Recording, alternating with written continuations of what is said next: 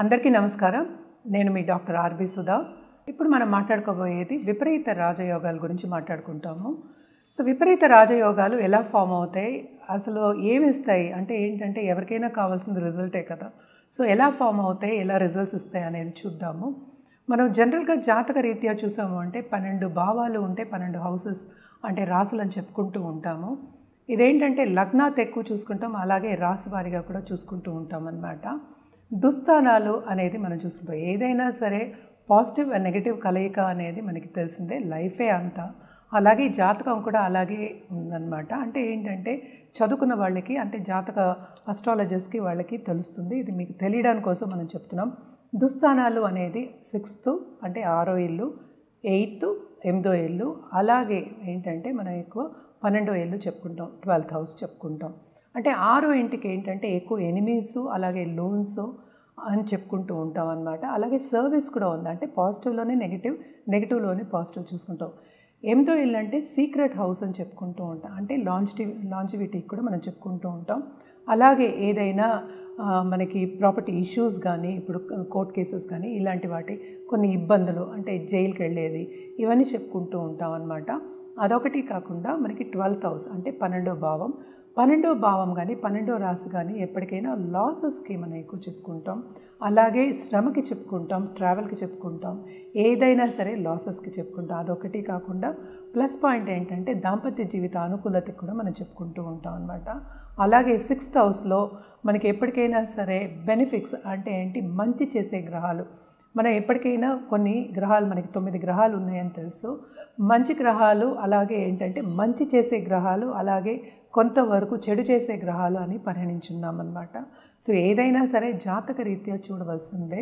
So ఇప్పుడు మనం విపరీత రాజయోగం అంటే ఏంటంటే మనం రజనీకాంత్ గురించి కూడా మనందరూ చెప్పుకుంటూ ఉంటారు. అంటే మార్స్ ఎగ్జాల్టేషన్లో ఉన్నారని మనకి టైం సరిగ్గా తెలియదు అనుకోండి, బట్ ఏంటంటే సినిమా యాక్టర్స్కి చెప్పుకుంటూ ఉంటాం.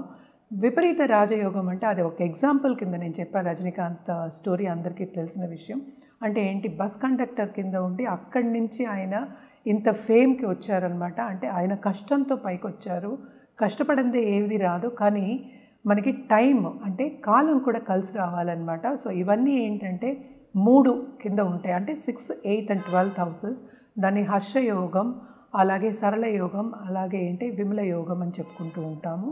అంటే ఏంటి, 6th లార్డ్ 8లో ఉన్న, 8th లార్డ్ 12లో ఉన్న, 12th లార్డ్ 6లో ఉన్న, అంటే కలయిక కానీ ఒక పరివర్తన యోగం కింద మనం 6th లార్డ్ 8లో ఉండడం, పరివర్తన కాదు, ఆ ఇంట్లో ఉండడం కానీ ఉంటే కనుక మన ఈ యోగాలని చెప్పుకుంటూ ఉంటాం. అంటే 6వ ఇంటి అధిపతి 8వ ఇంట్లో ఉంటే హర్షయోగం, 8వ ఇంటి అధిపతి ఏంటంటే 12వ ఇంట్లో ఏంటంటే ఉంటే కనుక సరళ యోగం, అలాగే 12వ ఇంటి అధిపతి 6వ ఇంట్లో ఉన్న, 8వ ఇంట్లో ఉన్న మనం విమల యోగం అని చెప్పుకుంటూ ఉంటాం. అదేంటంటే ఓన్ హౌస్లో ఉన్నా కూడా మనం చెప్పుకుంటూ ఉంటాం అన్నమాట.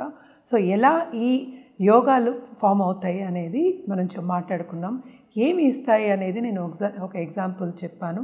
అంటే విపరీత రాజయోగం ఇచ్చే ఒక గ్రహాల కింద మనం చెప్పుకుంటూ ఉంటాం. దుస్థానాలేవి అంటే 6, 8, 12.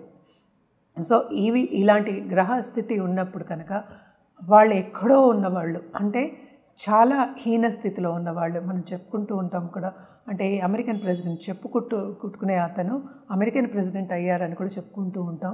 సో ఇలాంటి యోగాలు ఏంటంటే చాలామందికి మనం చూస్తూ ఉంటాం అన్నమాట.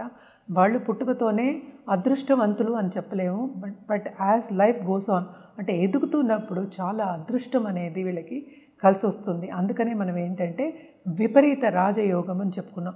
విపరీతం అంటే ఏంటంటే అటు మనకి డబ్బు, సంపద, పేరు, అంటే పలుకుబడి అన్నీ ఉంటాయి అన్నమాట. అంటే ఏంటి, ఏదో ఒక కాలం వాళ్ళకి కలిసి వచ్చినప్పుడు, నేను ఇందాక నుంచి చెప్తున్నా కాలం కలిసి రావాలి అంటే ఏంటి, కాలం కలిసి రావాలి అంటే ఏంటంటే ఆ దశా విశేషాలు, అంటే 6th లార్డ్ దశ కానీ, లేకపోతే లగ్నాధిపతితో కూడిన సబ్దశ రావడం కానీ, మంచి దశతో కూడిన ఈ దశలు రావడం కానీ వస్తే కనుక తప్పక ఏంటంటే విపరీత రాజయోగం అని చెప్పొచ్చు. అలాగే ఏంటంటే కొన్ని నీచభంగ రాజయోగాలు కూడా మనం చెప్పుకుంటూ ఉంటాం. అంటే ఈ గ్రహాలన్నీ ఉన్నాయి కదా, ఒక్కొక్క ప్లేస్లో నీచం అవుతాయి. అంటే ఏంటంటే మనకి రాహుకేతుకి నీచ స్థితి, అది ఉచ్చ స్థితి ఉన్నప్పటికీ మనం ఎక్కువ చెప్పుకోము. మిగతా 7 గ్రహాలకి మనం చెప్పుకుంటూ ఉంటాం అన్నమాట. అది నీచమైనప్పుడు ఎస్పెషల్లీ ఏంటంటే చంద్రుడు నీచమైంది ఏంటంటే మనకి వృశ్చిక రాశిలో నీచమవుతారు. నీచభంగ రాజయోగాలు అని చెప్పుకుంటూ ఉంటాం అనమాట. అది టైం రావాలి, టైం వచ్చినప్పుడు అంటే సప్దశ వచ్చినప్పుడు కానీ లేకపోతే దశా విశేషాలు వచ్చినప్పుడు కానీ ఆ దశ వచ్చినప్పుడు కానీ సడన్గా ఏంటంటే పుష్ అనేది ఉంటుంది. అంటే మంచి ఆపర్చునిటీస్ ఇచ్చినప్పటికీ కొంతమంది తీసుకోలేకపోతారు. సో అందుకని టైం అనేది మనకి కరెక్ట్ ఉండాలి. కొంతమంది జాతక రీత్యా ఏంటంటే ఇవన్నీ యోగాలు ఉన్నప్పటికీ ఏంటంటే దశ మనకి అనుకూలంగా ఉండదన్నమాట. దశ అనేది ఎప్పటికైనా సరే మన నక్షత్రం పట్టి వస్తూ ఉంటుందన్నమాట. సో మనం ఇప్పుడు పరిహారాల విషయానికి వస్తే కనుక తప్పక ఇవి దుస్థానాలు కనుక ఒక్కొక్కరికి ఒక్కొక్క పరిహారం అనేది ఉంటుంది. జనరల్గా ఏంటంటే నవగ్రహ స్తోత్రాలు, నవగ్రహ హోమాలు చేయడం అనేది మంచిది. అలాగే ఎక్కువ మనం చెప్పేది ఏంటంటే ఈ ఏదైనా సరే ఈ గ్రహాలు ఉన్నాయి కదా, ఈ గ్రహ జపాలు చేయాలని చెప్పుకుంటూ ఉంటాము. అందుకనే జనరల్గా నవగ్రహ జపాలని చెప్పేసాను. అలాగే ఏంటంటే శక్తి పూజలు చేసే వాళ్ళకి ఎప్పటికైనా చెప్పడం ఏంటంటే శక్తి పూజలు చేసే వాళ్ళకి, నిత్యం చేసే వాళ్ళ శక్తిని కొలిచే వాళ్ళకి తప్పక ఏంటంటే పాజిటివిటీ అనేది ఎక్కువ ఉంటుంది. ఈ గ్రహాలు కూడా ఏంటంటే అనుకూల పరిస్థితికి వచ్చే ఛాన్సెస్ ఎక్కువ ఉన్నాయి, అనుకూలంగా ఉండేది మనం చూస్తూ ఉంటాము. అండ్ మోస్ట్ ఇంపార్టెంట్ ఏంటంటే ఎప్పటికైనా సరే మనకి గోవు పూజలు చేయడం కానీ, గోవుని ఆరాధించడం కానీ చేస్తే కనుక తప్పక ఏంటంటే ఈ గ్రహాలన్నీ కొంతవరకు శాంతిస్తే కనుక తప్పక మనకి పాజిటివిటీ అనేది పెరుగుతుంది. నాట్ ఓన్లీ పాజిటివిటీ వచ్చినప్పటికీ కాలం కలిసి వస్తుంది. మనకి పూర్వీక ఆశీస్సులు కూడా ఉంటాయి కనుక ముందుకెళ్ళడం అనేది ఈజీ అవుతుందన్నమాట.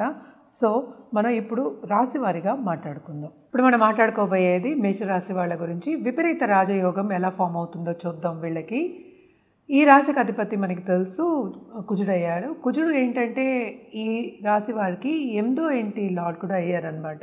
అంటే 8th లార్డ్ అయ్యారు. 6th లార్డ్ ఏమో మనకేమో తెలుసు బుధుడు అయ్యారనమాట. అలాగే 12వ ఇంటి లార్డ్ ఏమో మనకి జూపిటర్ అయ్యారు. సో వీళ్ళు స్థానం మారినప్పుడు అలాగే ఏంటంటే మనకి ఆ దశ వచ్చినప్పుడు అంటే టైం వచ్చినప్పుడు ఇందాక నుంచి నేను అదే చెప్పాను, ఏదైనా సరే కాలం కలిసి రావాలి. మోస్ట్ ఇంపార్టెంట్ ఏంటంటే మనకి మార్స్ 8th హౌస్లో ఓన్ హౌస్లో ఉన్నారు అనుకోండి. అది కాకుండా 8th లార్డ్ 12thలో ఉండడం అంటే ఏంటి, 8th లార్డ్ ఏమో మనకి ఇప్పుడు మీనంలో ఉండడం, అలాగే జూపిటర్ ఓన్ హౌస్లో మీనంలో ఉన్నారనుకోండి, విమల యోగం కింద మనం చెప్పుకుంటున్నాము. సో తప్పక వీళ్ళకి ఏంటంటే తప్పక ఫారిన్లో సెటిల్ అవ్వడం కానీ, ఫారిన్లో ఏంటంటే వాళ్ళు బాగా పైకి రానివ్వడం కానీ, అలాగే ఏంటంటే ఒక సంస్థకి అంటే అధిపతి అవ్వడం కానీ మనం చూస్తున్నాం, చాలామందిని చూసాం కూడాను.